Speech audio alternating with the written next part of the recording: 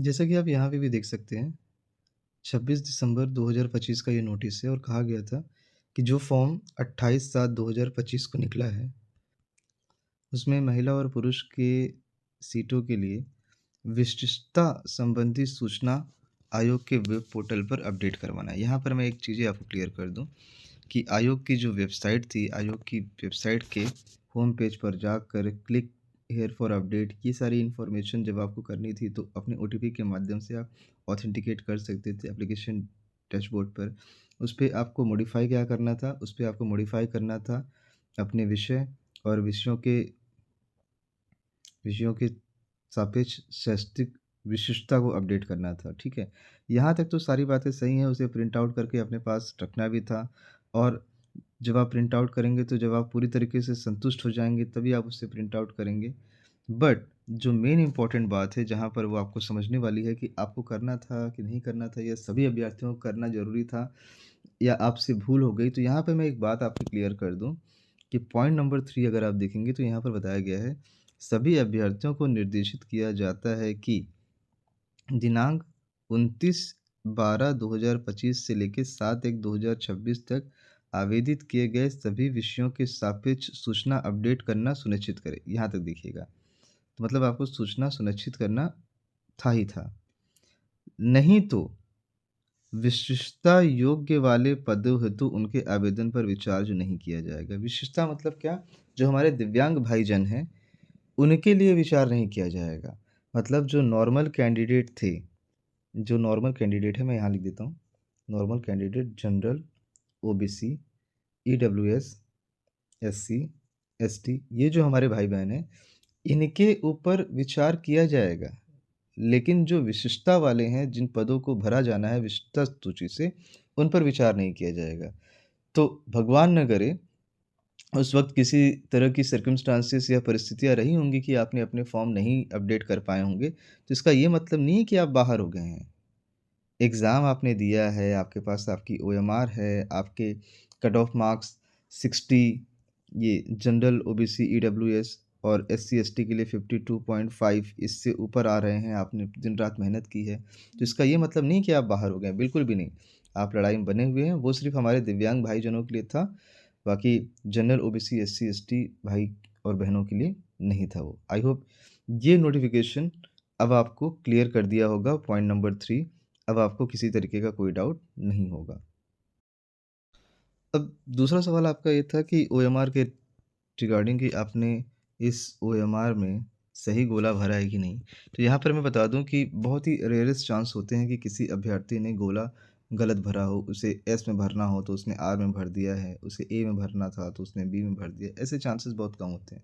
जब आप किसी प्रतिष्ठित परीक्षा का एग्ज़ाम दे रहे हैं तो ऐसी गलतियाँ आपसे नहीं होती हैं। हमारे भाई-बहन बहुत इंटेलिजेंट हैं, वो ऐसी गलतियाँ बिल्कुल नहीं करेंगे। प्रॉब्लम कहाँ हो रही है? प्रॉब्लम हो रही है कि जैसे आपके टोटल 150 क्वेश्चन थे, 150 क्वेश्चन में 30 क्वेश्चन आपके और 120 क्वेश्चन ये। तो आप क्या करिए, आप ओएमआर में जितना भी आपने गोला भरा है, उसकी जो कार्बन कॉपी है, उस कार्बन कॉपी को आप सँभाल के रखिए। सँभाल के मैं इसलिए कह रहा हूँ, क्योंकि आपके जितने भी मित्र जो हिंदी और मैथ का एग्ज़ाम दिए थे, प्लीज़ उनसे कंसल्ट करिए कि आपके जीके जीएस में कितने मार्क्स आए थे। अगर वो कट ऑफ से ऑब्वियस सी बात है, कट ऑफ उन्होंने पार किया होगा तभी उनका वरिष्ठता सूची में मेंस के लिए नाम आया है। तो आप उनसे इस बात से ज़रूर कॉन्टैक्ट करिए कि जीके जीएस में उनके कितने सही थे। आपको एक आइडिया मिलेगा कि क्या आप उस जीके जीएस के स्कोर के पास हैं। उन्होंने भले 90 मार्क्स, 80 मार्क्स, कुछ लोगों के तो 75 पे भी सिलेक्शन हुआ है हिंदी में, ये जानकारी आपको भी होगी। तो इतने मार्क्स करने के बाद भी क्या उनके जीएस में कितने थे? जीएस में क्या उन्होंने कोई बहुत बड़ा तीर मारा है कि उनके 20 नंबर हैं, 15 नंबर हैं, 25 नंबर हैं, ऐसा कुछ है? तो आप उनसे पूछिए। और अगर ऐसा नहीं है, उनके सिर्फ़ 4 क्वेश्चन, 7 क्वेश्चन, 9 क्वेश्चन या फिर 3 क्वेश्चन करके भी उनका सिलेक्शन हो गया, तो मैं आपसे कहूँगा कि अगर आप भी इसी के आस-पास हैं, तो अपनी ओएमआर को सँभाल के रखें। 30 क्वेश्चन में आप भी एनालिसिस कर लें कि आपने कितना सही किया है। अगर आपके भी 30 में से 2 या 3 सही हो रहे हैं या 5 सही हो रहे हैं या मैक्सिमम 8 से 10 सही हो रहे हैं, तो प्लीज़ ऐसी चीज़ों को आप बारीकी से गौर करिए और ये देखने की कोशिश करिए कि जीके जीएस में आप उनके पास हैं। अगर हैं, तो ये आपके लिए बेहतरीन मौका है अपनी ओएमआर शीट को अपने पास रख के ऑब्जेक्शन करने का। और ऑब्जेक्शन आप ऐसे मत करिए, ऑब्जेक्शन कभी भी आप आरटीआई के थ्रू मत करिए। ऑब्जेक्शन आप हमेशा करिए किस तरीके से? ऑब्जेक्शन आप करिए ईमेल के थ्रू। कभी भी अगर आप ऑब्जेक्शन करेंगे ईमेल के थ्रू, तो ईमेल से होता क्या है कि हो सकता है वो आपकी बातों को जवाब दे, लेकिन अगर आप आरटीआई लगा के करेंगे, तो वो आपको जवाब नहीं देंगे, क्योंकि आपको पता ही होगा उन्होंने ये बात स्पष्ट रूप से कह दी है कि आपका जो फाइनल रिज़ल्ट है, वो फाइनल रिज़ल्ट आने के बाद ही वो कट ऑफ जारी करेंगे, तब तक काफ़ी देर हो चुकी रहेगी। और ये शायद जुलाई-अगस्त तक चला जाए। अभी आप तैयारी कर रहे हैं, अभी आप उस मोड में हैं।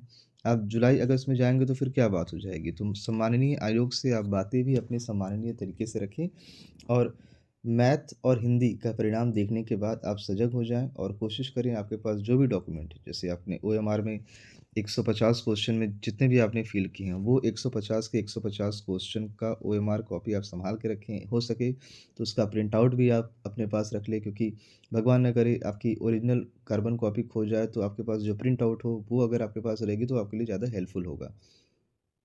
ठीक है? आपको आई होप ये ओएमआर वाला डाउट तो क्लियर हो गया होगा।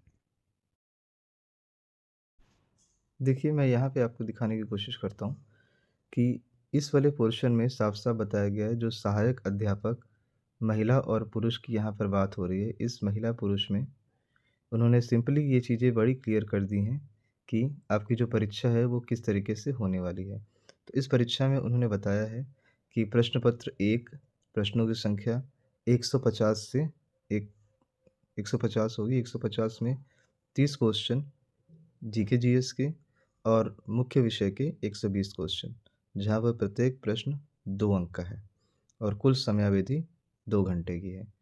ठीक है? अब 300 प्रश्नों में से आपके कितने बन रहे हैं? अगर ये चीज़ें आपकी क्लियर हैं, तो आई होप आप लाइन में बने हुए हैं। अब आप यहाँ पर देखेंगे कि उन्होंने जीके जीएस के लिए किसी भी तरीके से अलग से ये कहीं नहीं लिखा है। मैंने एक और नोटिफ़िकेशन आपको दिखाया, कि ऐसा कहीं नहीं लिखा है कि आपको जीके जीएस में क्वालीफ़ाई होना है, ठीक है? ऐसा कहीं नहीं लिखा है कि 30 में से आपको समथिंग कुछ मार्क्स लेके आने हैं, ऐसा कहीं लिखा नहीं है। तो आयोग कट ऑफ जारी नहीं कर रहा है, इसी से लोगों में कन्फ्यूज़न है।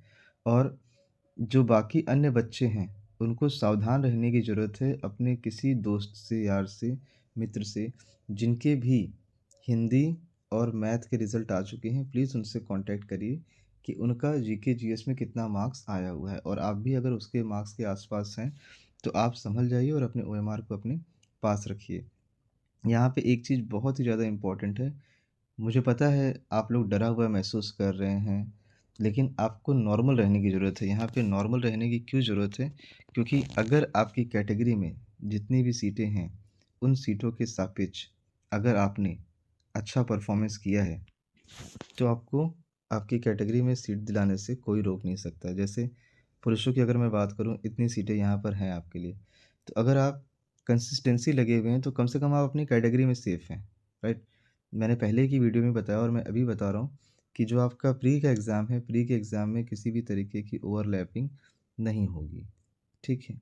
जो जहाँ पर है वहीं होगा। अपनी कैटेगरी में वो पास हो पा रहा है कि नहीं, अगर अपनी कैटेगरी में वो पास हो गया, तो फिर वो मेंस के लिए क्वालीफ़ाई कर जाएगा। और प्री के मार्क्स जो हैं वो मेंस में काउंट नहीं होंगे। मेंस आपकी एक अलग चीज़ है, मेंस में आपको लिखना है, वही आपके लिए फाइनल मार्क्स होगा, और जो प्री वाला है वो सिर्फ़ आपका क्वालीफाइंग नेचर है। महिला अभ्यर्थी भी यहाँ पर देख लें, वो भी इतनी सीटों में ही पास करेंगी और उनका भी परिणाम इतनी ही सीटों में आएगा। लेकिन एक चीज़ मैं आपको बता दूँ, आपको भी सावधान रहने की ज़रूरत है। जैसा परिणाम आया है मैथ के लिए, वही परिणाम शायद कहीं न कहीं आपके लिए भी आ सकता है। सो बेटर ये होगा कि आप अपना जो ओएमआर है, उसे सँभाल के रखें। जब भी ज़रूरत हो, जिस दिन भी ज़रूरत हो, आप उसे ईमेल करें और ईमेल करके अपने सम्माननीय शब्दों में अपने जवाब की उम्मीद करें। आरटीआई के चक्कर में न रहें, आप आरटीआई न डालें।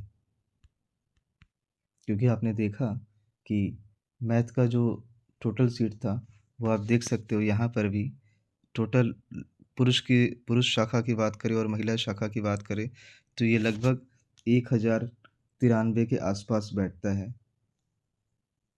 और उनकी सीटों की संख्या 17,000 के आसपास मेंस वाली होनी चाहिए थी, बट ये 2200 के आसपास बैठ गई।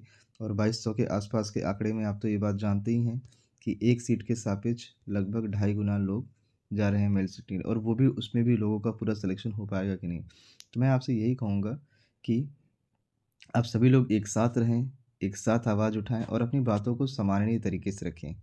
क्योंकि हमें पता होना चाहिए कि अगर हमारा सिलेक्शन हो रहा है, तो क्यों हो रहा है? ये बातें तो हमें पता होती है कि हमने अपना बेस्ट दिया है, इसीलिए हमारा सिलेक्शन हो रहा है।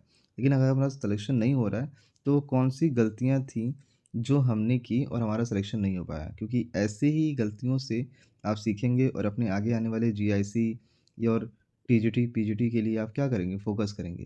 लेकिन आपको आपकी गलतियाँ पता तो रहनी चाहिए। तो आप अपनी बातों को सम्मानीय तरीके से रखें और मैं फिर से बोल रहा हूँ, आपको सावधान रहने की ज़रूरत है। अगले कुछ दिनों में आपके परिणाम जारी हो जाएँगे। यहाँ आपको परिणाम से पता चल गया होगा कि परिणाम आपका एक्सपेक्टेड है कि आज 12 तारीख है, 16 से 20 फ़ेब के बीच में आपके परिणाम आ जाएँगे।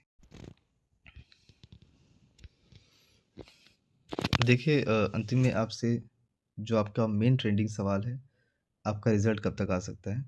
तो देखिएगा 20 सितंबर को नोटिफ़िकेशन के अकॉर्डिंग आपका 28/7/2025 को एग्ज़ाम हुआ था और सबसे पहले एग्ज़ाम गणित और मैथ का हुआ था, तो उनके रिज़ल्ट तो आ चुके हैं। अब अगले कुछ दिनों में, ये कुछ दिन मतलब 2 से 3 दिन की बात कर रहा हूँ मैं। 2 से 3 दिनों में आपको साइंस, संस्कृत, होम साइंस और वाणिज्य इन चारों का रिज़ल्ट देखने को मिलेगा और इन चारों में भी आई विश कि पिछली बार की तरह कुछ ना हो, बच्चों के मार्क्स अच्छे आएँ और जो कट ऑफ कैटेगरी को पार कर रहे हैं, कम से कम 60 और 52.5 ये अगर पार कर रहे हैं, तो उनमें उनका नाम आ जाए और वो सेलेक्ट हो जाएँ। और इसके बाद फिर आपका नंबर आता है, जो एग्ज़ाम जनवरी में स्टार्ट हुए थे, सामाजिक, जीव विज्ञान, अंग्रेजी, शारीरिक शिक्षा, कला और कृषि, और इसके बाद भी कुछ और भी सारे एग्ज़ाम्स थे। बट यहाँ पर जो अंग्रेजी विषय की ह अगर हम बात करें, तो अंग्रेजी विषय में मैं ये कहना चाहूँगा कि कम से कम 20 से 25 फ़ेब आप मान के चलिए, 20 से 25 फ़ेब के आसपास आपका एग्ज़ाम का रिज़ल्ट आ जाएगा और आपके दिल की धड़कनें नॉर्मल हो जाएँगी। लेकिन इन सभी में जो बातें मैंने ऊपर आज आपसे कही हैं कि आप अपना ओएमआर सँभाल के रखें, आप ओएमआर का प्रिंट आउट ले लें और प्रिंट आउट लेने के बाद अपने दोस्तों से जो हिंदी और मैथ के साथ ही साथ जो आगे आने वाले जो रिज़ल्ट हैं, जिनमें आप देख सकते हैं साइंस, संस्कृत, होम साइंस और वाणिज्य, इनसे भी आप मिलाते रहिएगा, आपके जो भी मित्र होंगे, कि आपका जीके जीएस में कितना हुआ और कितना सिलेक्शन हुआ। इससे आपको एक मदद मिलेगी और एक आइडिया मिलेगा कि क्या आप भी उनके आस-पास हैं? तो कहीं न कहीं आपको थोड़ा-सा दिलासा मिलेगा, मन को तसल्ली मिलेगी, क्योंकि मैं हमेशा आपसे कहता हूँ मन के हारे हार है और मन की जीत है जीत। तो इन्हीं सब चीज़ों से आपको एक प्रेरणा मिलेगी और उम्मीद करिए कि 5th के लास्ट तक आपको आपके सारे सब्जेक्ट के रिज़ल्ट देखने को मिल जाएँगे और आप सभी लोग मई तक मेंस लिखने के रडार में होंगे। आई होप आपको ये हमारी सूचना काफ़ी अच्छी लगी होगी। इसी तरीके के वीडियोज़ के लिए चैनल पर बने रहें। मिलते हैं किसी नेक्स्ट वीडियो में, और हमारा काम अगर आपको पसंद आ रहा है तो चैनल को लाइक, सब्सक्राइब, शेयर ज़रूर करें। Thank you so much.